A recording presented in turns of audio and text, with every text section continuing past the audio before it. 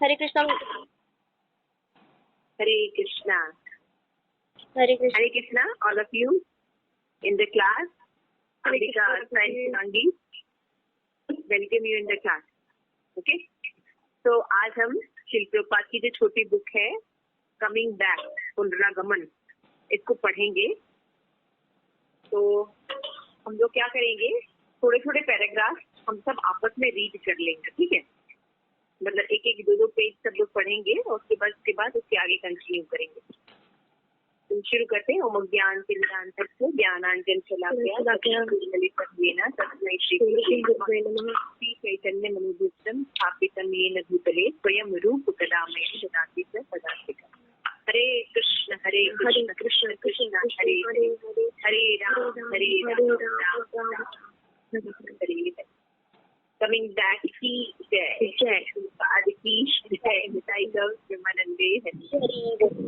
तो हम लोग ने chapter 1, chapter 2 and chapter 3 complete किया।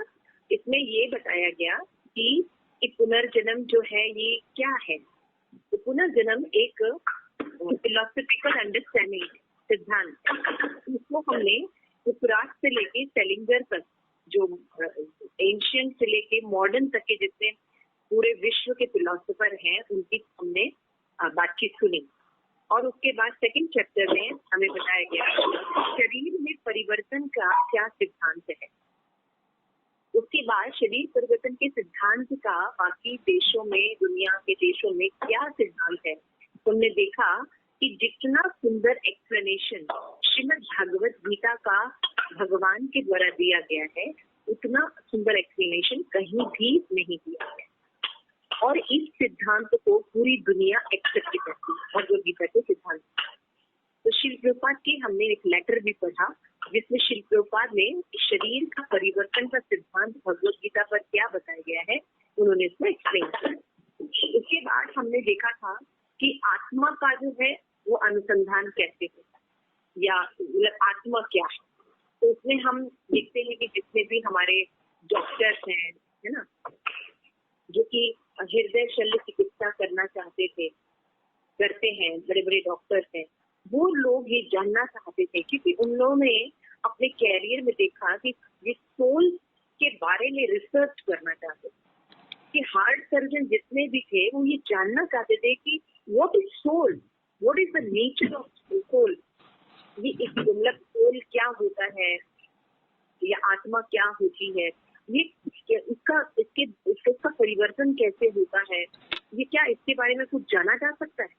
क्यों ये इनके अंदर ये थिंकिंग आ रही थी, क्योंकि साइंस में ये जितनी ज्यादा ऑपरेशन करते थे ऐसी कई एविडेंस इनके सामने आ रहे थे जिसका ये आंसर नहीं कर पाते थे। तो इन लोगों का विश्वास हो है कि कोई चीज है जो शरीर के अलावा भी होती है और वो सदैव रहती है। जब वो शरीर में रहती तो शरीर अलाइव रहता है और जब वो नहीं रहती तो शरीर मृत हो जाता है, कोई एक्शन रिएक्शन नहीं होता। तो इसमें हमने देखा था एक लेटर था, उसको हमने पढ़ा था जिसमें कि ये पता चला कि वैदिक एविडेंस के द्वारा श्री प्रभुपाद ने ये बताया कि सोल क्या है, किसका है, कहाँ रहता है, बॉडी पार्ट में कहाँ रहता है और क्या है।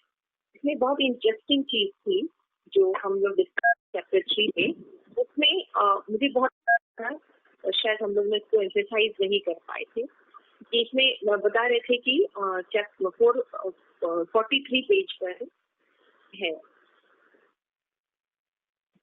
उसमें श्री प्रभुपाद लास्ट पैराग्राफ में बताते हैं कि जहाँ पर हृदय प्रत्यारोपण का संबंध है उस समय तक सफलता का प्रश्न नहीं उठता जब तक ग्रहण करने वाला व्यक्ति का आत्मा प्रत्यारोपित हृदय में प्रवेश नहीं कर पाता।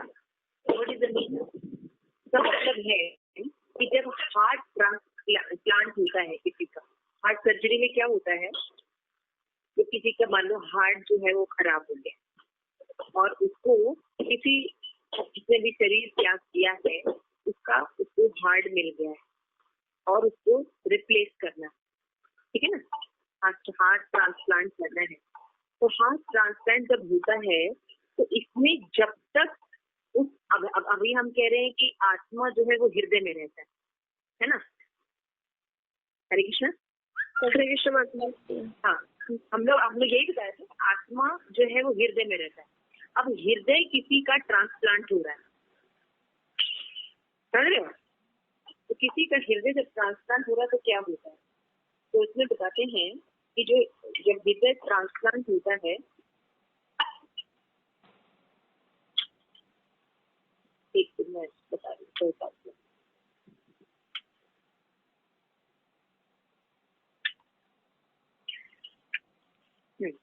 तो इसे बता रहे हैं कि हृदय ट्रांसप्लांट होता है उसमें होता क्या? तो जब हृदय ट्रांसप्लांट होता है तो जिसका हृदय लिया जाता है वो व्यक्ति की मृत्यु हो गई होती है, तब हम उससे हार्ट जो है कट करके निकालते हैं और जीवित व्यक्ति में उसका हार्ट निकालकर दूसरे का हार्ट फिक्स करते हैं। तो पद यहाँ पे क्या कह रहे हैं कि जब तक ग्रहण करने वाले व्यक्ति, जो व्यक्ति हार्ट ट्रांसप्लांट हो रहा है, उसकी आत्मा जब तक स्वीकार्य नहीं करती तब तक हृदय का ट्रांसप्लांट का क्या मतलब? समझ रहा है कि एक अंग के ट्रांसप्लांट कर देने से उसकी आत्मा उसके अंदर चली जाती है, उसकी आत्मा चली जाती है, ऐसा नहीं होता है। शरीर के मेन पार्ट हृदय में ही आत्मा रहती है, लेकिन शरीर के हृदय को ट्रांसप्लांट करने से आत्मा इधर उधर चली नहीं जाती, वो बॉडी में ही रहती है।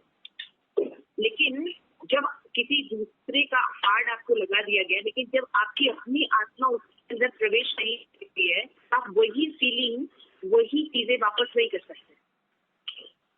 तो कई रिसर्च हुए हैं और बहुत ही सुंदर रिसर्च है, आप लोग कभी नेट पर देख सकते हैं। इसमें कई लोगों का जिनका हार्ट ट्रांसप्लांट हुआ है ज्यादा समय तक जिंदा नहीं रहते हैं, 8 मंथ तक जिंदा रहे थे कई लोग थोड़े दिन तक जिंदा रहे, कई लोग जीवित भी रहे बाद में जब अच्छी सुविधा मिलने लगी तो थोड़ा जीवित रहते हैं, लेकिन जनरली लोग जीवित नहीं रहते। तो इसमें देखा गया कई लोगों को बड़ा ही इंटरेस्टिंग आया। एक व्यक्ति थे, उन्होंने अपना बताया था एक्सपीरियंस कि जब से मेरा ये हृदय परिवर्तन हुआ है तो मेरे अपने थॉट्स थे, मेरी अपनी संवेदनाएं जो थी वो मैं फील नहीं कर पाता था अपने वाइफ के लिए, समझ, अपने बच्चों के लिए, अपने बिजनेस के लिए मैं वो संवेदनाएं फील नहीं कर पाता था। बल्कि जिसने ये हार्ट मुझे डोनेट किया था उनकी फैमिली मेंबर से हमें मिलने का मौका मिला, उनकी वाइफ से, उनके बच्चों से। तो मेरा हृदय उनकी वाइफ के प्रति बहुत ज्यादा लविंग अफेयर फील कर रहा था। समझ? हाँ जी, आप समझ रहे मतलब? ये बातें, हाँ, उनको पहले लगा कि मुझे ऐसा भ्रम हो रहा है, उन्होंने फिर अपनी वाइफ और अपने बच्चों का, लेकिन उनका जो हार्ट था वो बार बार जिसने हृदय ट्रांसप्लांट किया था उनकी वाइफ की तरफ ही बहुत ही लविंग फील कर रहा था, समझ रहा था। तो उन्होंने ये बात डॉक्टर से बताई, डॉक्टर से, लेकिन उन लोग पास इसका आंसर नहीं था। क्या विशेष रूपात कह रहे हैं कि जब तक हमारी बॉडी की आत्मा उस आत्मा को हार्ट को स्वीकार नहीं करती है तो वो हार्ड वर्क कैसे करेगा? यहाँ जब हमारी आत्मा उस हृदय को स्वीकार कर लेती है तो हम सर्वाइव कर सकते हैं, लेकिन अगर आत्मा नहीं स्वीकार करती है तो हृदय ट्रांसप्लांट कर देने से ऐसा नहीं होता हमने अपना हृदय ट्रांसप्लांट कर दिया तो मेरी आत्मा उसकी शक्ति नहीं करेगी, ऐसा नहीं होता। ठीक है, आत्मा प्रत्यादित हृदय में प्रवेश नहीं करता, इसको लिखो ना, जब तक ग्रहण करने वाला व्यक्ति आत्मा प्रत्यारोपित हृदय में प्रवेश नहीं करता। तो ये आत्मा का अनुसंधान था, इसमें जो स्वरूपात जो है वो बताने की कोशिश कर रहे हैं। मैं ये थोड़ा सा आप लोगों को ध्यान दिला रही हूँ कि ये कितना सीक्रेट थिंग है और बहुत बड़ी बड़ी बातें हो सकता है अभी आपको नहीं समझ में आ रही है, लेकिन इतना जरूर है कि कोई चीज है जो शरीर के ऊपर होती है, ये सब तो एक्सेप्ट करते हैं, लेकिन क्या होती है ये केवल गीता में प्राप्त है। तो और उस गीता को हम कभी पढ़ते नहीं इंडियन इसके बारे में हमें इतना नॉलेज है तो इसके बारे में हम कभी पढ़ना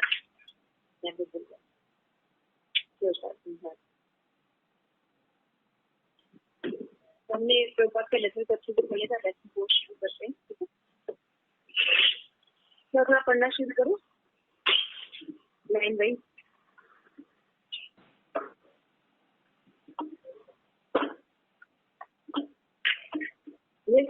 शुरू करो बेटा। माता जी मैंने सब PDF सेंड कर दी है। ओके बेटा, ये माता जी शिवांगी। आप पढ़ो। जी माता जी। अच्छा आप पढ़ो। पुनर्जन्म के 3 इतिवृत्त। सहस्त्रों वर्षों से भारतवर्ष के महानतम आध्यात्मिक गुरुओं ने अपने शिष्यों से व्याख्या करने के निमित्त श्रीमद् भागवतम के ऐतिहासिक उपाख्यान का उपयोग किया है। वैसे ही 3 इतिवृत्त यहाँ उद्धृत किए गए हैं। श्रीमद् भागवतम एक दार्शनिक एवं साहित्यिक महाकाव्य है जिसका भारतवर्ष के लिखित विशाल बौद्धिक भंडार में महत्वपूर्ण स्थान है। भारतवर्ष का चीर सनातन ज्ञान वेदों में प्रकट हुआ है जो संस्कृत के प्राचीन ग्रंथ हैं और जो मानव बोध के प्रत्येक क्षेत्र को छूते हैं। वेद साहित्य रूपी वृक्ष का पका हुआ फल माना जाने वाला श्रीमद् भागवतम वैदिक ज्ञान का सर्वांग संपूर्ण और एकीकृत प्रतिपादन है। पुनर्जन्म के वैज्ञानिक सिद्धांत समय की गति के साथ नहीं बदलते, वे सदैव समान बने रहते हैं और ये कालातीत आख्यान आज के आधुनिक जिज्ञासु के लिए उतने ही प्रासंगिक हैं जितने वे बीते हुए युगों में ज्ञान बोध के इच्छुक लोगों के लिए थे। 10 लाख माताओं वाला राजकुमार। कुछ लोग आत्मा के आश्चर्यवत देखते हैं कि कुछ इसका आश्चर्यवत वर्णन करते हैं, कुछ इसे आश्चर्यवत सुनते हैं और अन्य उसके विशेष सुनने के बाद भी उसे बिल्कुल नहीं समझते। भगवत गीता 2.29। तो यहाँ पे हम देखते हैं कि श्री प्रभुपाद कह रहे हैं कि हजारों वर्षों से, ये 4th चैप्टर है, चैप्टर का नाम है पुनर्जीवन के इतिवृत्त, 3 हिस्टोरीज ऑफ रीइंकार्नेशन। अभी हमने सिद्धांत पढ़ा कि पुनर्जन्म होता है, आत्मा होती है, बॉडी में चेंजेस होता है, लेकिन आत्मा में चेंजेस नहीं होती। कर्म जो है ये इम्पोर्टेंट होते हैं जिनके कारण हमारी आत्मा जो है एक शरीर से दूसरे शरीर में ट्रांसफर होती रहती है। जैसे कि हम शरीर में कपड़ा बदलते हैं, उसी तरह से हमारे कर्म के अनुसार हमें आत्मा जो है वो शरीर बदलती है। तो अभी हमने सिद्धांत के रूप में तो बता दिया, लेकिन इसके 3 एविडेंस जो कि इसमें प्रेजेंट किए थे, तो बहुत से एविडेंस है, लेकिन यहाँ पे 3 को आप पढ़ पाए। ये जो बताते हैं श्री प्रभुपाद कि हजारों वर्ष से भारत में जो है आध्यात्मिक गुरुओं ने अपने शिष्यों को श्रीमद् भागवतम के बहुत से ऐसे आध्यात्मिक उत्थान का प्रयोग किया। श्रीमद् भागवतम जो क्या है, प्रभुपाद थोड़ा सा बता रहे हैं कि एक दार्शनिक एवं साहित्यिक महाकाव्य है और महाभारत के द्वारा ये बौद्धिक भंडार से महत्वपूर्ण भी है। तो भारतवर्ष का जो चिर सनातन ज्ञान वेदों में प्रकट हुआ, जो संस्कृत के प्राचीन ग्रंथ है, मानव बोध के प्रत्येक क्षेत्र को छूता। श्रीमद् भागवतम में सभी एरिया के बारे में नॉलेज समझना गया, मतलब एक व्यक्ति के बारे में, ब्रह्मांड के बारे में, जीव के बारे में, काल के बारे में, ईश्वर के बारे में, प्रकृति के बारे में, कर्म के बारे में, सभी चीजों की पूरी जानकारी, सभी विषयों की पूरी जानकारी उसमें है। तो वैदिक साहित्य के वृक्ष का ये पका हुआ फल है, जो श्रीमद् भागवतम। जितने भी साहित्य हैं, उन साहित्य का जो सार है वो है श्रीमद् भागवतम। ठीक है, अब इतनी बुक, इतनी हजारों लाखों बुक हैं, उनको पढ़ने का टाइम नहीं है। तो अगर कोई फिर भी इस दुनिया को, अपने आप को, सब चीजों को समझना चाहता है, तो फिर श्रीमद् भागवतम पढ़ना चाहिए। श्रीमद् भागवतम के पढ़ने पर उसको हर चीज का आंसर मिलता है। तो यहाँ पे श्री प्रभुपाद यही बात बता रहे हैं कि पुनर्जन्म के वैज्ञानिक सिद्धांत समय की गति के साथ नहीं बदलते, वो सदैव समान रहते हैं। जैसे अभी मान लीजिए इनकारनेशन का कोई इनकारनेशन हम 5000 साल पहले अगर कोई हमें किस्सा याद है, तो वैसे ही किस्सा आज भी होता है ना, कि कितने समय बाद एक व्यक्ति था, उसने फिर से जन्म लिया और उसको सारी बातें याद थी, है ना। तो ऐसा है कि टाइम अगर बीत भी जाता है, तब भी पुनर्जन्म का जो सिद्धांत है वो चेंज नहीं होता। और प्रभुपाद कहते आज के आधुनिक जिज्ञासुओं के लिए उतने ही प्रासंगिक है जितना कि बीते युग में ज्ञान को शिक्षकों के लिए। जिसमें लोग ये बातें बड़ी आश्चर्यजनक लगती हैं, वैज्ञानिकों को इसका एक्सप्लेनेशन नहीं होता। आज गुरु महाराज भी क्लास में बता रहे थे कि जैसे जैसे आध्यात्मिक ज्ञान कोई भी लेते हैं, तो वो इतना सूक्ष्म होता है कि उसको वैज्ञानिक तर्कों से नहीं समझा जाता, चाहे वो कुछ भी है। जैसे आज जो है ये दही चूड़ा फेस्टिवल है ना। तो दही चूड़ा फेस्टिवल आज से 500 साल पहले भी हुआ, तब भी वो नवीन था, और आज भी हम उसको सेलिब्रेट करते हैं तो नवीन होता। जबकि हम देखते हैं कि मटेरियल वर्ल्ड में कोई भी चीज जो रहता है, आज अगर है तो कल तक 10 साल बाद वो एकदम डिस्ट्रॉय हो जाता है ना। लेकिन हम देखते हैं कि जो आध्यात्मिक चीजें होती हैं वो ऐसा नहीं होता। तो श्री प्रभुपाद यहाँ पे बता रहे हैं एक एग्जाम्पल कि 10 लाख माताओं वाला राजकुमार कहानी बता रहे हैं। भगवत गीता का एक श्लोक है 2.21 आश्चर्यवन, कि कोई आत्मा को आश्चर्य से देखता है और कोई इसका वर्णन आश्चर्य पूर्वक करता है। अच्छा, इतने बड़े हाथी में जो आत्मा रहती है, यही आत्मा चींटी में भी रहती है। अच्छा, इस बाल के अग्रभाग के 1000वें हिस्से के बराबर है, इतना छोटा है, और पूरे शरीर को ये चलाता है, पूरे शरीर में चेतना देता है, इतना इतना बल है। और कोई इसको इसके विषय में सुनने के बाद बिल्कुल ही नहीं समझ पाता। अच्छा, पता नहीं क्या बता रहे हैं, ऐसा भी कुछ होता है क्या? तो भगवान ये बताते कि आत्मा का नॉलेज ऐसा होता है, बहुत ही ज्यादा रोमांचकारी होता है ना। Very interesting, amazing description. चलो, तो आज हम एक कथा सुनते हैं। कथा का नाम है 10 लाख माताओं वाला राजकुमार। यस अपनी प्रसिद्ध अम्बिका। अच्छा, अपनी प्रसिद्ध कविता इंटीमेशंस ऑफ इमॉर्टलिटी में ब्रिटिश कवि विलियम वर्ड्सवर्थ लिखते हैं, हमारा जन्म मात्र एक निद्रा और एक विस्मृति है। अन्य एक कविता में वह एक शिशु को निम्नलिखित पंक्तियों में संबोधित करता है।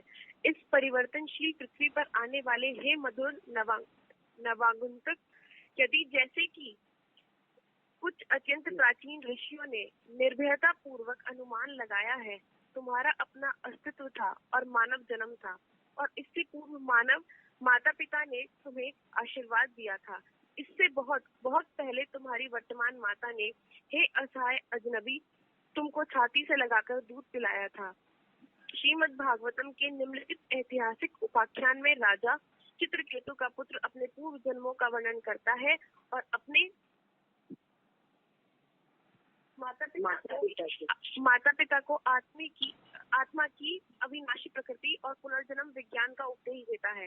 राजा चित्रकेतु की अनेक पत्नियां थीं, और यद्यपि वह संतान उत्पन्न करने में समर्थ था, उसे उनमें से किसी से भी संतान प्राप्त नहीं हुई, क्योंकि उसकी सुंदर पत्नियां सबकी सब बांझ थी।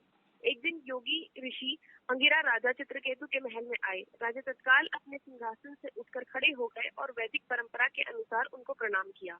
ऋषि ने पूछा, हे राजा चित्रकेतु, मैं देख सकता हूँ कि तुम्हारा मन उद्गीन है। तुम्हारा पीला मुख तुम्हारी गंभीर चिंता को व्यक्त करता है। क्या तुमने अपने विष्ट ध्येय पूर्ण नहीं किए हैं? चूंकि अंगिरा महान योगी थे, अतः वे राजा की वेदना का कारण जानते थे, किंतु अपने ही कारणों से उन्होंने चित्रकेतु से पूछा, मानो उन्हें जानने की आवश्यकता हो। राजा चित्रकेतु ने उत्तर दिया, हे अंगिरा, महान तपस्या करने के कारण आपने पूर्ण ज्ञान प्राप्त किया है। आप मुझ जैसे बद्ध आत्माओं की प्रत्येक आंतरिक और ब्रह्म बात जान सकते हैं। हे महात्मन, आपको हर बात का ज्ञान है, फिर भी आप मेरी चिंता का कारण पूछते हैं। आपके आदेश के पालन हेतु मैं अपने कष्ट का कारण बताता हूँ। किसी भूखे आदमी को फूलों की माला से संतुष्ट नहीं किया जा सकता। उसी प्रकार मेरा विशाल साम्राज्य और अतुल संपत्ति मेरे लिए निरर्थक है, क्योंकि मैं मनुष्य की सच्ची संपत्ति से वंचित हूँ। मुझे पुत्र नहीं है। क्या आप मुझे वास्तविक रूप में सुखी बनने और पुत्र प्राप्ति में सहायता नहीं कर सकते? अंगिरा, जो बहुत दयालु थे, राजा की सहायता करने के लिए तैयार हो गए। उन्होंने देवताओं के लिए एक विशिष्ट यज्ञ किया और यज्ञ में अर्पित अन्न को प्रसाद के रूप में चित्रकेतु की सर्वश्रेष्ठ रानी कृतघुति को दिया। अंगिरा ने कहा, हे राजन, अब तुम्हें एक पुत्र प्राप्त होगा, जो तुम्हारे लिए हर्ष और शोक दोनों का कारण बनेगा। इसके बाद राजा के उत्तर की प्रतीक्षा किए बिना ऋषि अंतर्ध्यान हो गए। चित्रकेतु ये जानकर बहुत हर्षित हुआ कि अंततः उन्हें एक पुत्र प्राप्त होगा, परंतु वे ऋषि के अंतिम वचनों से भ्रमित हो गए। अंगिरा कहना चाहते होंगे कि जब मुझे पुत्र उत्पन्न होगा तो मैं बहुत प्रसन्न होऊंगा। ये तो निश्चित रूप से सत्य है, परंतु बालक शोक का कारण होगा, इससे उनका क्या मतलब हो सकता है?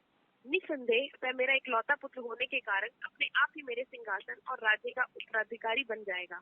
एतब वह कदाचित अभिमानी और आज्ञाकारी हो सकता है, वही शोक का कारण हो सकता है, किंतु कोई पुत्र न होने की आज्ञाकारी पुत्र का होना अच्छा है। कुछ समय पश्चात कृतघुति ने गर्भ धारण किया और उसे एक पुत्र हुआ। इस समाचार को सुनकर राज्य के सभी लोगों ने हर्ष मनाया। राजा चित्रकेतु हर्ष से पूरा ना समाया। जो जो राजा ने सावधानी के साथ पुत्र का लालन पालन किया, त्यों त्यों रानी कृतवती के लिए उसका प्रेम दिन प्रतिदिन बढ़ने लगा और अपनी बांझ पत्नियों के लिए उसका प्रेम धीरे धीरे समाप्त हो गया। दूसरी रानियां निरंतर अपने भाग्य को कोसती, क्योंकि जो पत्नियां पुत्रहीन थी वे घर पर पति द्वारा उपेक्षित रहती थी और उसकी सब पत्नियां उसके साथ दासी जैसा बर्ताव करती हैं। बांझ पत्नियां क्रोध और ईर्ष्या की अग्नि में जलने लगी। जो जो उनकी ईर्ष्या बढ़ने लगी, उनकी बुद्धि क्षीण होती गई और उनके हृदय पत्थर जैसे कठोर होते गए। उन्होंने एक गुप्त मंत्रणा में निश्चय किया कि अपने पति का प्रेम पुनः प्राप्त करने की उनकी दुविधा का मात्र एक समाधान है, बालक को विष दिया जाए।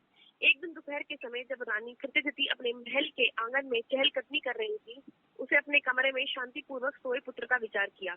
चूंकि वह पुत्र को अत्यधिक स्नेह करती थी और क्षण भर के लिए भी उससे अलग होना सह नहीं कर सकती थी, अतः उसने धात्री को आदेश दिया कि वह जाए तथा राजकुमार को नींद से जगाकर बगीचे में ले आए। परंतु जब दासी बच्चे के समीप पहुंची तो उसने देखा कि राजकुमार की आंखें ऊपर की ओर पलट गई है और उसमें जीवन का कोई चिन्ह नहीं है।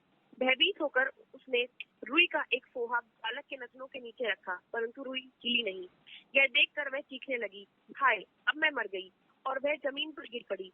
भारी उद्विग्नता में वह दोनों हाथों से छाती पीटने लगी और जोर जोर से रोने लगी। कुछ देर हो गई और चिंतातुर रानी बालक की शयन कक्ष में गई। धात्री का क्रदन सुनकर उसने कमरे में प्रवेश किया और देखा कि उसका पुत्र इस दुनिया से चल बसा है। गहन शोक में रानी के केश और वस्त्र अस्त व्यस्त हो गए तथा वह मूर्छित होकर पृथ्वी पर गिर पड़ी। जब राजा ने पुत्र की अचानक मृत्यु का समाचार सुना तो वे शोक से लगभग अंधे हो गए। उनका शोक ज्वाला की तरह बढ़ने लगा और जैसे ही वे मृत बालक को देखने के लिए दौड़े, वे बार बार लड़खड़ाने लगे और गिरने लगे। अपने मंत्रियों और राज दरबारियों से घिरे हुए राजा ने बालक के कक्ष में प्रवेश किया और वे बालक के पैरों के पास गिर पड़े। उनके केश और वस्त्र तितर बितर हो गए। जब उनकी चेतना लौटी, उनकी सांस भरी थी, उनकी आंखें आंसुओं से भरी हुई थी और वे बोलने में असमर्थ थे। जब रानी ने अपने पति को गहन शोक में डूबे हुए देखा और मृत पुत्र को पुनः देखा तो वे भगवान को कोसने लगी। इससे राजमहल के सभी निवासियों के हृदय में वेदना बढ़ने लगी। रानी की पुष्पमालाएं उसके शरीर से खिसकने लगी और उसके चिकने घने काले केश उलझ गए। उसकी आंखों के नीचे लगे अंगराग गिरते हुए आंसुओं से धुलने लगे। हे विधाता, तुमने पिता के जीवन काल में ही उसके पुत्र को मृत्यु दी है। तुम निश्चित ही जीवों के शत्रु हो और तुम बिल्कुल दयालु नहीं हो। अपने प्यारे पुत्र की ओर मुड़ते हुए बोली, मेरे प्रिय पुत्र, मैं निसहाय और दुखी हूँ। तुम्हें मेरा संग नहीं छोड़ना चाहिए। तुम मुझे छोड़कर कैसे जा सकते हो? अपने शोकाकुल पिता की ओर देखो। तुम बहुत समय तक सो चुके हो। अब दया करके जाग जाओ। तुम्हारे साथी तुम्हारे खेलने के लिए पुकार रहे हैं। तुम्हें बहुत भूख लगी होगी, इसलिए तुम तुरंत खड़े हो जाओ और भोजन कर लो। मेरे प्रिय पुत्र, मैं अत्यंत अभागी हूँ, क्योंकि अब मैं तुम्हारी मीठी मुस्कान नहीं देख सकती। तुमने सदा के लिए आंखें मूंद ली हैं। तुम इस लोक से दूसरे लोक को ले जाए गए हो, जहाँ से अब तुम लौटोगे नहीं। मेरे प्रिय पुत्र, मन को लुभाने वाली तुम्हारी आवाज न सुनने के कारण मैं अब जीवित नहीं रह सकती।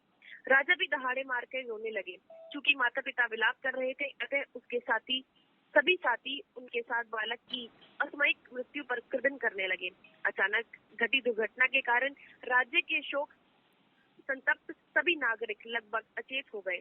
जब महर्षि अंगिरा की समझ में आया कि राजा शोक की सागर में डूबकर मृत प्राय हो गए हैं, तो वे अपने मित्र नारद मुनि के साथ वहां गए। दोनों ऋषियों ने देखा कि राजा शोक से अभिभूत होकर शव के पास मृत लेटे पड़े हैं। अंगिरा ने तीव्र स्वर में राजा को पुकारा, हे राजन, अज्ञान के अंधकार से जागो। इस मृत शरीर का तुम्हारे साथ क्या संबंध है और तुम्हारा उसके साथ क्या संबंध है? तुम कह सकते हो कि तुम्हारा अब पिता पुत्र का संबंध है, परंतु क्या तुम सोचते हो कि यह संबंध इसके जन्म से पहले था? क्या यह संबंध वास्तव में अभी भी है? अब जबकि इसकी मृत्यु हो गई है, क्या वह संबंध बना रहेगा?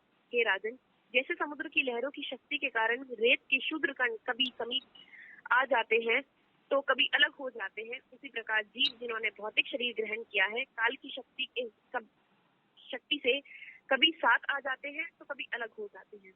अंगिरा राजा को समझाना चाहते थे कि शरीर के सारे संबंध अस्थायी हैं।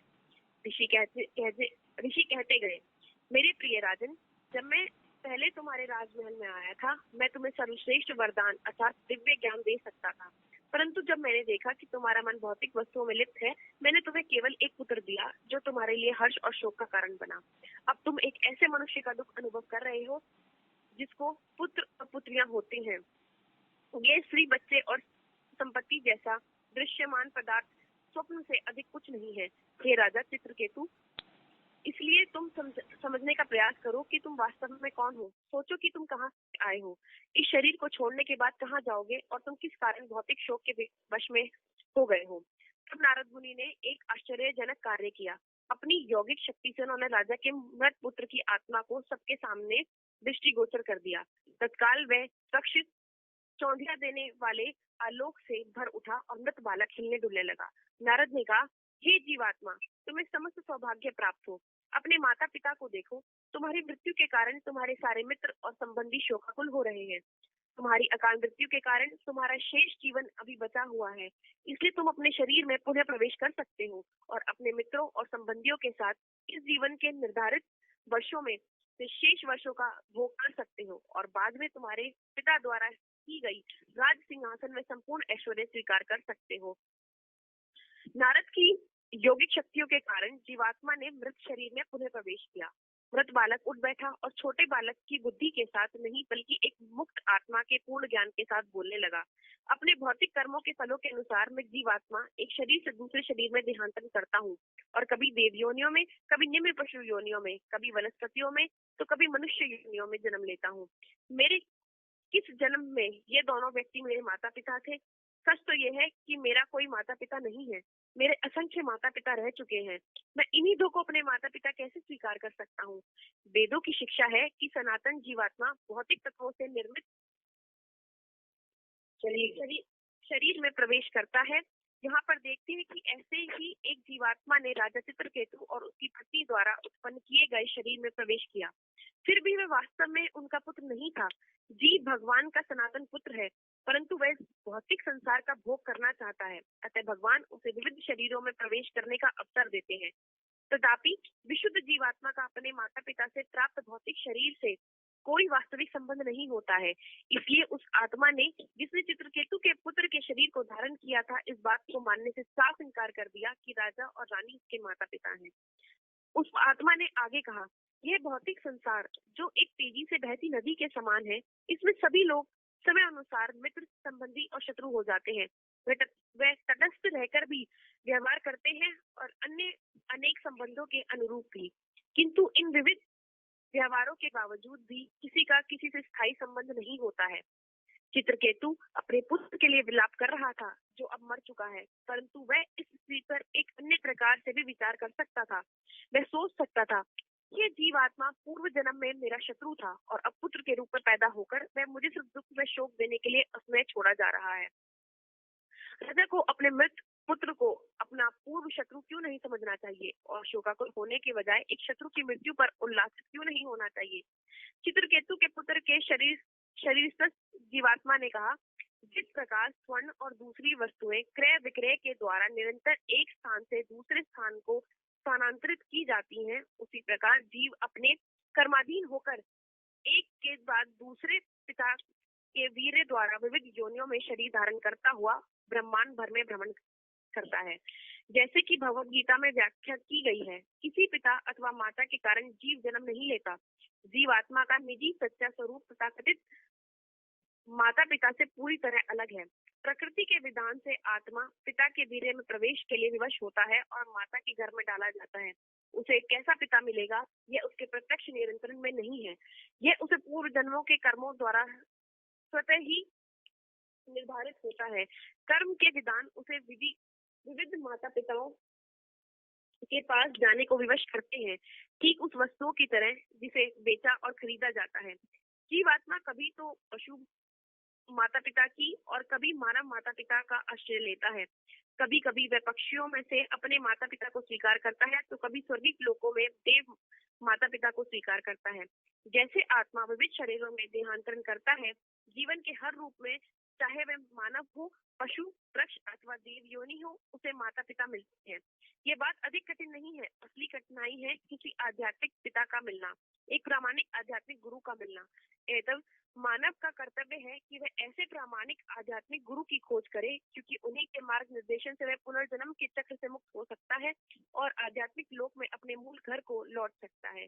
विशुद्ध आत्मा ने आगे कहा, जीवात्मा सनातन है और तथाकथित माताओं और पिताओं से उसका कोई संबंध नहीं होता। वह मिथ्या ही अपने आप को उनका पुत्र मान लेता है और उनके साथ प्रेम का व्यवहार करता है। तथापि उसके मरने के बाद यह संबंध भी समाप्त हो जाता है। इन परिस्थितियों में किसी को हर्ष और शोक में मिथ्या ही नहीं फंस जाना चाहिए। जीव सनातन और अविनाशी है, न उसका आदि है और न अंत, न उसका जन्म होता है न मृत्यु। जीव आत्मा गुण में भगवान के समान है, दोनों ही चिन्मय व्यक्ति है, परंतु अत्यंत क्षुद्र होने के कारण जीव का भौतिक शक्ति से भ्रमित हो जाना संभव है। अतएव वह अपनी विविध इच्छाओं और कर्मों के अनुसार अपने लिए शरीरों का सृजन करता है। वेद हमें बताते हैं कि आत्मा भौतिक जगत है अपने जीवनों के लिए स्वयं उत्तरदायी है। जहाँ वह एक भौतिक शरीर के बाद दूसरे भौतिक शरीर में पुनर्जन्म के चक्र में फंस जाता है। अगर वे चाहे तो भौतिक अस्तित्व के कारगर में कष्ट सहता रह सकता है, अथवा वह आध्यात्मिक लोक में अपने घर को लौट सकता है। यद्यपि भगवान अपनी भौतिक शक्ति के द्वारा जीवों की इच्छा के अनुरूप उन्हें शरीर देने की व्यवस्था करते हैं, तथापि भगवान ही वास्तविक इच्छा यही होती है कि आत्माएं भौतिक जीवन की पीड़ादायक आवागमन चक्र से छूट जाएं और भगवान के पास अपने घर वापस लौट जाएं। अकस्मात बालक शांत हो गया, क्योंकि विशुद्ध आत्मा ने बालक के शरीर को छोड़ दिया और वह शरीर फर्श पर निर्जीव होकर लुढ़क गया। चित्रकेतु और उसके अन्य संबंधी आश्चर्यचकित हो गए। उनके स्नेह की जंजीरें कट गईं और उन्होंने शोक त्याग दिया।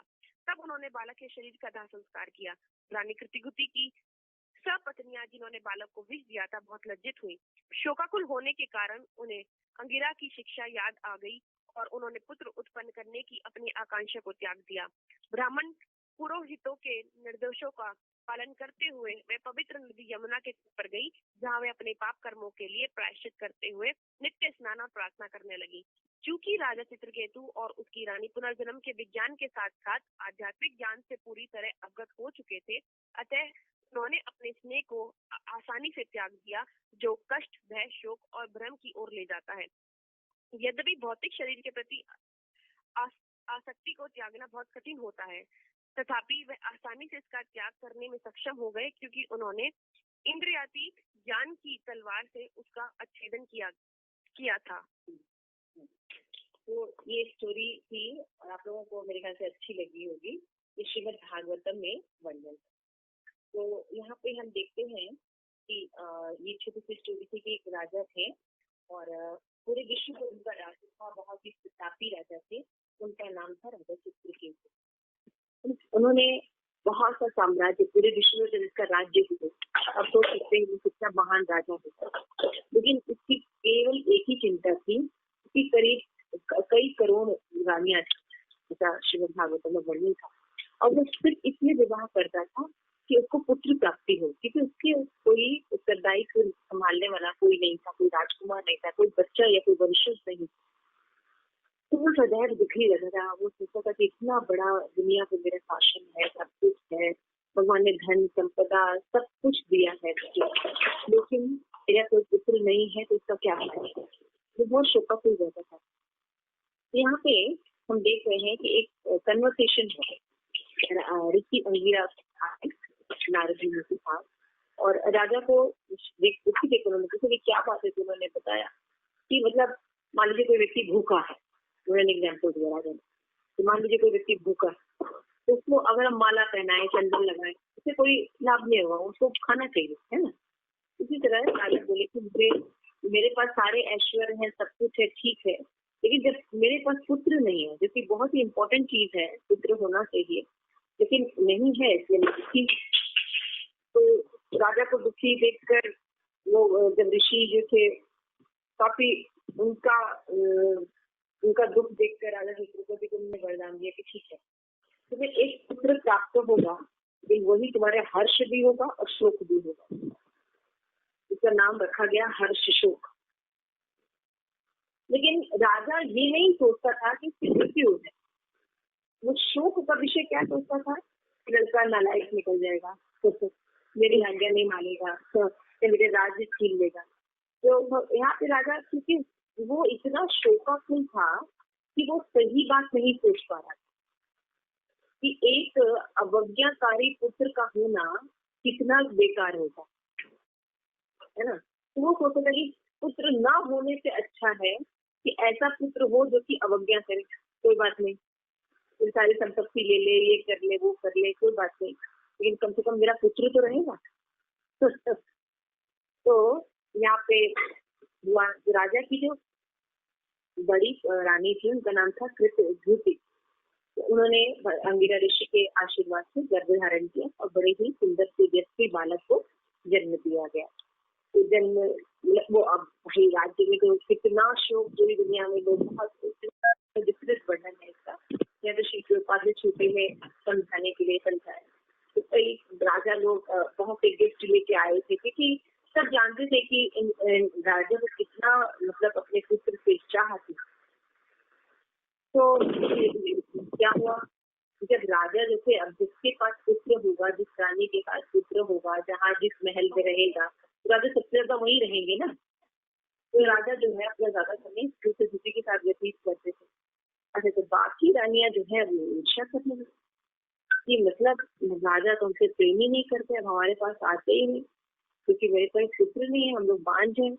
तो उनका जलन बढ़ता गया, बढ़ता गया, बढ़ता गया। लड़का धीरे धीरे जब बड़ा होने लगा, खेलने लगा, उनकी जितनी भाषा सुनते थे राजा और मुग्ध होने लगे। तीन रानियां थी, इनकी जो ईर्ष्या थी वो बढ़ने लगी। तो इन लोगों ने डिसाइड किया, ये देखिए विधि का विधान है, ये इस दुनिया में जब आप रहते हैं, जिस बहुत ही जगत में, यहाँ पे ऐसा ही है। आप जिस चीज को बहुत ज्यादा प्रेम करेंगे वही आपको दुख देगा। इसीलिए भगवान ने कहा है कि ये जगत जो है ना, ये दुखालय, यहाँ से निकलो, इसमें सुखालय बनाने की कोशिश मत करो कि हम बैंक बैलेंस कर लेंगे, हम शादी कर लेंगे, या हम ये हमें 2-3 मकान हो जाएंगे, या हम ये कर लेंगे, हमारे माता पिता ने ये गलती की थी तो हम ये गलती नहीं करेंगे तो हम सुखी हो जाएंगे। आप कुछ भी लगा के कर लीजिए। भगवद गीता में भगवान ने बताया है कि ये जगत में 2 चीजें हैं, एक तो ये दुखालय है और दूसरा ये अशाश्वत है। तो ये जगत रहने लायक नहीं है। किसके लिए? आत्मा को, क्योंकि आत्मा यहाँ का नहीं, वो यहाँ सर्वाइव नहीं कर पाए, क्योंकि आत्मा शाश्वत है, हर चीज शाश्वत चाहता है, हर चीज सच्चिदानंद चाहता है ना। आप लोग भी ऐसे ही चाहते हैं?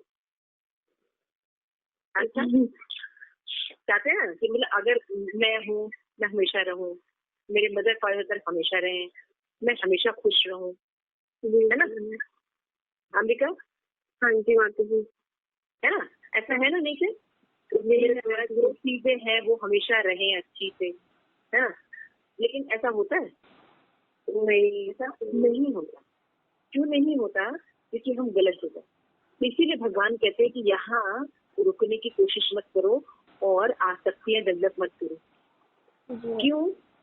क्योंकि ये जगत दुखालय, कितना बड़ा तत्व ज्ञान है। भगवान बता रहे हैं तुम्हारा अपना घर है, वो है गोलोक धाम, वहां पे हर चीज सच्चिदानंद है, वहां हर चीज शाश्वत रहती है, और वहां पे केवल खेलने के अलावा कोई काम नहीं होता, खाना और खेलना, जो कि हम चाहते हैं। हम सदैव जन्म नहीं चाहते, मृत्यु नहीं चाहते, बुढ़ापा कौन चाहता है? बुढ़ापा नहीं चाहती। जो पिता शिवानी में से माता जी ऐसा नहीं चाहती, पर आएगा। हाँ हाँ कोई नहीं चाहता माता जी। कोई नहीं चाहता। बीमारी कौन चाहता है? कोई भी नहीं। फिर भी आती है। हाँ जी। तो आत्मा के लिए ये जो जगह है ये गलत जगह है, हमारी चॉइस गलत है। तो भगवान क्योंकि बड़े हैं, माता पिता हैं, तो वो ये समझाते हैं कि यहाँ ठीक करने की कोशिश मत करो।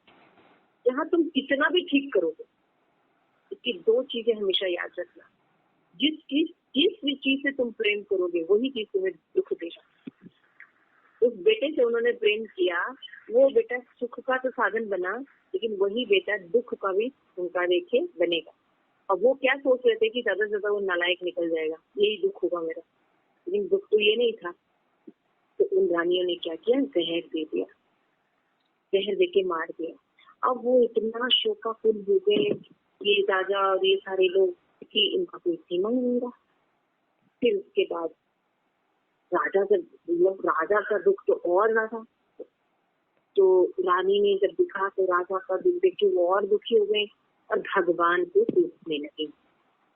ये पॉइंट बहुत इम्पोर्टेंट है। सब लोग जब दुखी होते हैं या कुछ होते हैं तो भगवान को पूछते हैं, है ना। तो ये शो करता है, क्या शो करता है, अज्ञानता। क्या अज्ञानता है, देखिए बड़ा सुंदर पैराग्राफ है कि तुम तो शत्रु हो, तुमने मेरा हमको दुखी कर दिया, तुमने मेरा एक ही बेटा का उसको ले लिया, है ना। और तुमको उसकी, ये तो इतना छोटा सा था, इतना सुंदर था, उसकी मुस्कान तुमने देखी थी, तुमको इसको मारते हुए भी कष्ट नहीं हुआ, है ना। तो ऐसे कैसे के हो कि तुम मेरे मन मेरे की आवाज भी नहीं हो, आवाज भी मैं नहीं सुन पा रही। क्या तुमको मेरा दुख सुख देखा नहीं गया? मैंने ऐसा क्या अपराध किया था कि तुमने मेरे साथ ऐसा किया, है ना। जनरली यही सारे क्वेश्चंस हमारे भी होते हैं। जब हम दुखी होते हैं तो हम भगवान को पूछते हैं, लेकिन हम ये नहीं सोचते कि हमारा एक्चुअल प्रॉब्लम क्या। तो जब इतना आसक्त हो गए और इतना शोकाकुल हो गए तो भगवान ने इन दोनों ऋषियों को वापस भेजा, राजा अंगिरा को खुद को भेजा। तो राजा ने, क्योंकि एकदम जब कोई व्यक्ति डिप्रेशन में होता है तो वो मृत प्राय हो जाता है। मृत प्राय का मतलब समझते हैं, नेक्स्ट टू डेड, ये हालत हो जाती है। ऐसा एक्सपीरियंस हम लोगों को लाइफ में होता है। हमारी जब कोई बिलीवेड चीज, बिलीवेड लोग के साथ कोई घटना घटती है तो हम बर्दाश्त नहीं कर पाते, मृत प्राय हो जाता है ना। तो उस समय राजा अंगिरा ने बहुत सुंदर ज्ञान दिया। इस ज्ञान के अभाव के कारण हम इतने ज्यादा शोकाकुल होते। जब हमें वैदिक ज्ञान रहता है, भगवान का ज्ञान रहता है, हमें दुख होता है, लेकिन हम इतना दुखी नहीं होते, मृत प्राय नहीं हो जाते, बल्कि सही ज्ञान की ओर प्रोग्रेस करते। जब हमें सही ज्ञान नहीं रहता तब हम भगवान को कोसते हैं और अपना जीवन बर्बाद कर लेते। लेकिन यहाँ पे जो ऋषि है वो ज्ञान दे रहा है कि तुम ये जो मृत शरीर है उसका तुम्हारे साथ क्या संबंध है। आज तुम कह रहे हो ये तुम्हारा पिता है, ये तुम्हारा ये पुत्र है, तुम उसके पिता हो, है ना। लेकिन ये संबंध क्या हमेशा से था? भाई इस आत्मा ने तो कई बार जन्म लिया होगा, तुम्हारा भी कई बार जन्म हुआ, तुम्हारे भी कई माता पिता होंगे, उसके भी कई माता पिता होंगे। तो असली वाला माता पिता कौन है? ठीक है। तो उन्होंने बताया कि जब वो जन्म होता है, शरीर मिलता है, तो उन्हें एक घर मिलता है, परिवार मिलते हैं, माता पिता मिलते हैं। लेकिन वो कैसे होते हैं? जैसे समुद्र की लहरें थोड़े समय के लिए रात बिखर जाती है। श्रीमद् भागवतम ने एग्जाम्पल दिया कि जैसे कुएं पर लोग पानी भरने आते हैं थोड़े समय के लिए, फिर पानी भरकर अपने घर चले जाते हैं। यही इतना देर का ही संबंध होता है। लेकिन हम उस क्षणिक संबंध को अपना सब कुछ समझ लेते हैं। हम अपनी पहचान किससे करते हैं? शरीर से करते हैं। फर्स्ट फिलॉसफी समझना चाहिए। हम अपनी जो पहचान दिन रात शरीर के साथ कर रहे हैं, ये गलत ज्ञान है। ये हमें केवल दुख देगा और अपने घर वो लोग धाम भी जाने नहीं देते, यही फंसा के रखेगा। और अलग अलग क्योंकि आसक्ति, प्रेम करना हमारा स्वभाव है। तो हम अगर भगवान और भगवान की चीजों से प्रेम नहीं करेंगे, जो कि हमारी ओरिजिनल संपत्ति है, ओरिजिनल हमारा रिलेशन है, वहां ना जाके हम यहाँ रिलेशन डेवलप करेंगे तो क्या होगा? एक दुख तो मिलेगा, फिर दोबारा जन्म लेके फिर दुखी होंगे, फिर और सब इकट्ठा करेंगे, फिर और इकट्ठा करेंगे। ऐसे करते करते इतना बड़ा बिग बैंग बना लेंगे का से निकलना बहुत मुश्किल हो जाए। ये बता रहे हैं ऋषि कि मैं तुम्हें सर्वश्रेष्ठ वरदान दे सकता था, जब मैं आया था तो तुम मुझसे दिव्य ज्ञान मांगते। इसीलिए शास्त्र में कहा जाता है कि गुरु के पास दिव्य ज्ञान के लिए जाना चाहिए, न कि भौतिक अभिलाषाएं पूरी करने के लिए। भौतिक अभिलाषाएं जो है नष्ट हो जाएंगी, आज है कल नहीं रहेगी। लेकिन अगर कोई इंटेलिजेंट व्यक्ति होता है तो वो किसी भी प्रामाणिक गुरु के पास जब जाता है तो दिव्य ज्ञान लेता है, क्योंकि ये ज्ञान उसको निकाल देगा और उसको अपने घर वापस पहुंचा देगा और उसको सदैव प्रसन्न रहने के लिए जगह दे देगा और हमेशा ये दुखों से निकाल देगा। लेकिन हम ऐसे ऋषियों को मिलकर उनसे दिव्य ज्ञान नहीं लेते हैं। हम यही कैसे पड़े रहें और दुखी रहें और चिल्लाते रहें, है ना, क्या कोई भगवान है, ऐसा बोलते रहें, ये ऐसे ही चाहते हैं, दिव्य ज्ञान नहीं चाहते। तो यहाँ मीरा ऋषि बहुत सुंदर बात करे, तो मैं जब आया था तुम्हें दिव्य ज्ञान दे सकता, लेकिन तुम्हारा मन जो था वो भौतिक वस्तुओं में लिप्त था। तो क्या था कि मैंने तुम्हें सिर्फ पुत्र प्राप्ति का वरदान दिया, लेकिन वरदान देते समय भी मैंने तुम्हें कहा कि यही तुम्हारे हर्ष का कारण होगा और तुम्हारे शोक का। वहां पर भी तुमने प्रश्न नहीं पूछा, क्योंकि तुम इतने ज्यादा आसक्त थे कि बेटा बस मिल गया, बेटा मिल गया। हमेशा थोड़ी मेरा रहेगा बेटा तुम्हारा शरीर क्या होगा, उसका शरीर क्या होगा। आज नहीं मरता, 15-20 साल बाद लोग अलग होते या 50 साल बाद अलग होते, लेकिन अलग तो होते ना। तो फिर क्या किया उस राजा ने कहा कि इसे तुम समझने का प्रयास करो कि वास्तव में तुम हो कौन। मनुष्य जन्म प्राप्त करने के बाद इसी क्वेश्चन को पूछना चाहिए, हु एम आई। जब हम मिरर के सामने रहते हैं, मिरर में देखते हैं, तुम्हें पूछना चाहिए हु एम आई। ये जो बॉडी दिख रही है, क्या ये मैं हूँ? शमशान घाट वगैरह कभी जाने का मौका मिले तो जरूर जाना, देखना चाहिए कि जो बॉडी को जलाया जाता है, अगर यही सब कुछ था तो ये जलने के बाद पुनर्जन्म का सिद्धांत कैसे होता है? यानी बॉडी के ऊपर भी कुछ है, इसको हम सोच नहीं रहे हैं और बार बार हम इस साइकिल में दुख प्राप्त करने आ रहे हैं। इसमें इसको ब्रह्म जिज्ञासा है। मनुष्य शरीर मिलने पर केवल आहार, निद्रा, भय, मैथुन में नहीं लगे रहना चाहिए, बल्कि आत्म साक्षात्कार की कोशिश करनी चाहिए, क्योंकि बाकी किसी योनि में आप नहीं कर पाएंगे। यहाँ पे नारद मुनि ने आश्चर्यजनक कार्य किया, क्योंकि नारद मुनि भगवान के भक्त हैं तो वो आश्चर्यजनक कार्य कर सकते हैं। उन्होंने क्या किया, उस बच्चे को जीवित कर दिया। तो बच्चा जीवित हुआ तो ये दोनों माता पिता तो बड़े प्रसन्न हो गए, लेकिन उस बालक ने कहा रुको रुको रुको, कौन हो तुम? तो मैंने नहीं कहता था बेटा मैं तुम्हारा पिता। तो बोलते हैं कौन माता? पिछले जन्म तो आप मेरे माता पिता रहे होंगे, मैं जन्म होगा मेरा वहाँ पे दूसरे, इसके पहले भी मेरे जन्म हुए, इसमें भी मेरे माता पिता थे। कौन से वाले माता पिता के साथ मैं स्नेह करूं और कौन से माता के साथ स्नेह ना? यहाँ पे गौतम सुनते हैं तो उनका जो स्नेह था वो खत्म होने लगता है। उसका स्नेह करिए वही प्रवचन दे तभी हमारा, तो वो आत्मा जो बालक था उसने बताया, कर्म के फल के अनुसार मैं जीवात्मा एक शरीर से दूसरे शरीर में देहांतरण करता हूँ। कभी देव योनि में जाता हूँ, कभी पशु योनि में, कभी वनस्पति, कभी मनुष्य। ये मेरे ऐसे जन्म, मेरे अनेक माता पिता है, मेरा कोई माता पिता नहीं है एक्चुअली। मेरे असंख्य माता पिता रह चुके हैं, लेकिन मैं किसको स्वीकार कर सकता हूँ? देखा, जब सोचो मैं था वही पैदा होकर बोलता था आप कौन? मैं शरीर नहीं आत्मा। मेरे तो पहले भी माता भी आई और आप आगे इतना स्नेह करने की क्या जरूरत? हर शरीर में बात होती है। We have to understand the basic Vedic ज्ञान behind that, कि हम शरीर नहीं है, आत्मा है। तो वेद की शिक्षाएं जो है वो सनातन है और जीवात्मा भौतिक तत्वों से निर्मित है और शरीर में प्रवेश करते हैं। आत्मा जो है वो सच्चिदानंद तत्व से बनी, लेकिन वो जड़ पदार्थ के शरीर में प्रवेश करती है, उसमें दुख। तो इन दोनों का कभी कॉम्बिनेशन नहीं है, इसीलिए जीव जो है हमेशा दुखी रहता है। तो भगवान है, उनको पता है कि गड़बड़ कहाँ है।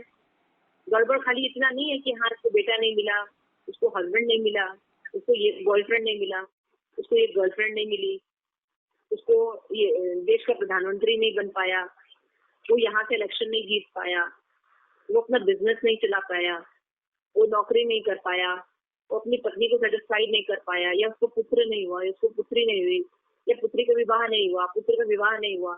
ये उसके दुख का कारण नहीं है। उसके दुख का मूल कारण है कि वो जो शरीर में है। तो माँ बाप क्या करते हैं, जड़ से दुख को दूर कर देते। तो इसलिए भगवान बताते हैं कि तुम अपने घर वापस आ जाओ, तुम फालतू जगह लगा रहे हो।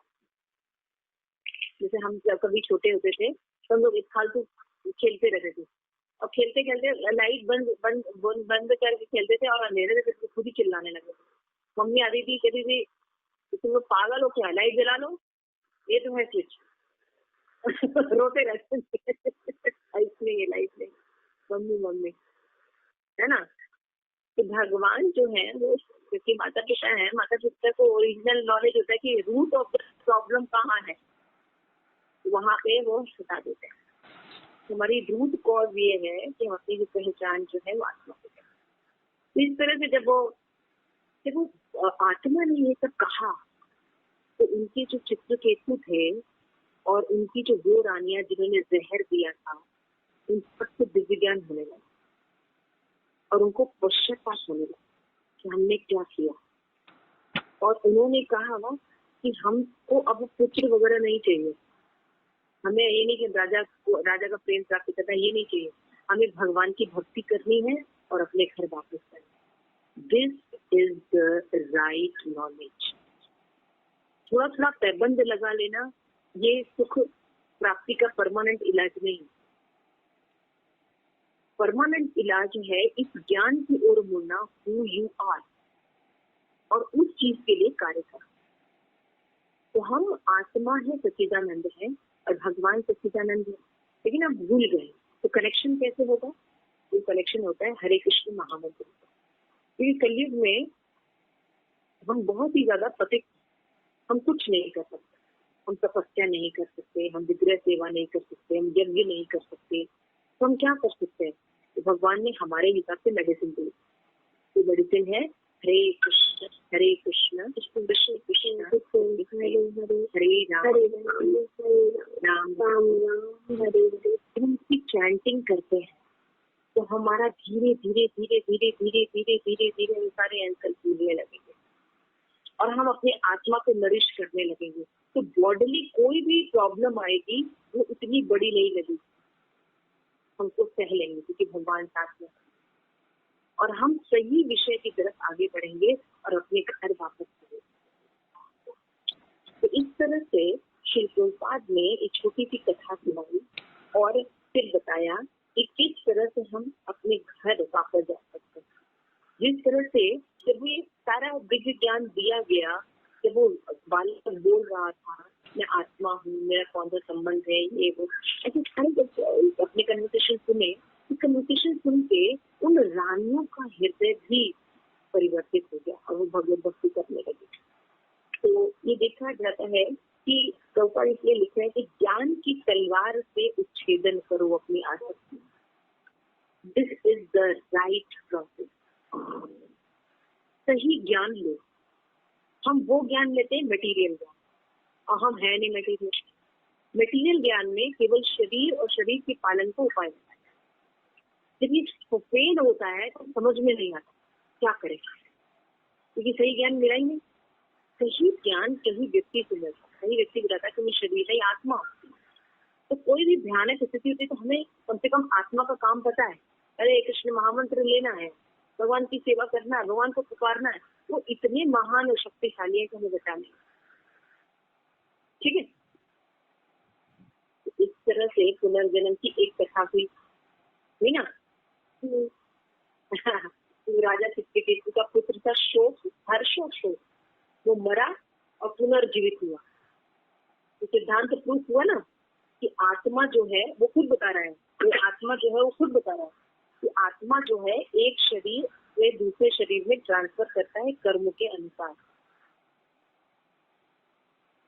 और तो कर्म के अनुसार उसको दिव्य शरीर मिल गया। तो फिर उसको भगवत धाम जाना था उस आत्मा को। तो इसने कहा कि मैं अब किस माँ बाप को स्वीकार करूँ, क्योंकि मेरे तो इतने माँ बाप थे, हर शरीर में माँ बाप थे, इतना नहीं, ठीक नहीं, हमें स्वीकार तो अपने कर्मों को सोचना चाहिए कि हम आत्मा है और भगवान कृष्ण के अंश हैं, उधर की तरफ अपना ज्ञान लगाना चाहिए। इस आत्मा से जब हमें ज्ञान प्राप्त हुआ उन लोगों को, तो वो लोग भी चित्रकेतु राजा भी ऐसे ही करेंगे। उनकी रानियों ने तो कर ही लिया भगवत धाम जाने के लिए, फिर उन्होंने यज्ञ शुरू कर दिया। राजा चित्रकेतु ने भी समाधि लगा ली और भगवत भक्ति शुरू कर दी। Yes sir. और फिर बाद में उनका आगे कथा है कि वृत्तासुर बने, वृत्तासुर के बाद वो भगवत धाम चले सीधे। इस तरह से हम देखते हैं कि एक आत्मा होती है और कर्म के अनुसार शरीर बदलती है, यानी पुनर्जन्म होता है। इसका ये मतलब है हम शरीर नहीं, हम आत्मा है, और उसके बारे में ठीक से ज्ञान नहीं होने के कारण हम कोई भी काम नहीं करते हैं और डिवाइडर हो जाए। इसलिए सही ज्ञान लेना चाहिए। एक बार श्री प्रभुपाद से पूछा गया कि कब ये आत्मा और इतने जो डिफिकल्ट चीजें हैं इनका ज्ञान देना चाहिए, तो जितनी जल्दी हो सके।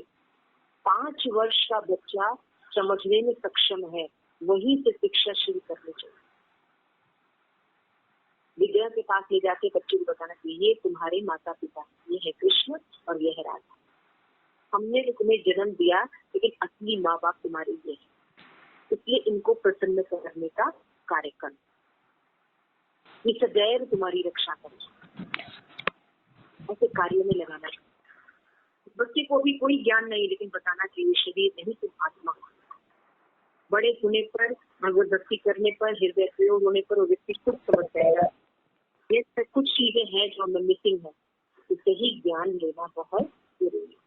तो इससे ये फर्स्ट जो था, कई हजार पुत्रों का वाला जो रानियों का पुत्र राजकुमार, 10 लाख माताओं वाला राजकुमार, ये हमने पढ़ा। तो इसमें ये प्रूफ होता है कि पुनरागमन होता है। समझ में आया आप लोगों को? यस माता जी। अच्छी थी कहानी। यस माता जी। और हम लोग को भी ये समझना चाहिए ये बात, है ना? यस माता जी। तो हम अपना थोड़ा सा जो ये ज्ञान मिल रहा है, क्योंकि हमको किसी कॉलेज में नहीं मिलेगा, ये ज्ञान हम ले लें, और ये थोड़ा बहुत भी अगर हम पालन करते रहेंगे तो क्या होगा, जब वक्त आता है तो ये ज्ञान हमें बचा लेगा। बाकी कोई नॉलेज आपको काम नहीं आएगा। ठीक है? Yes sir.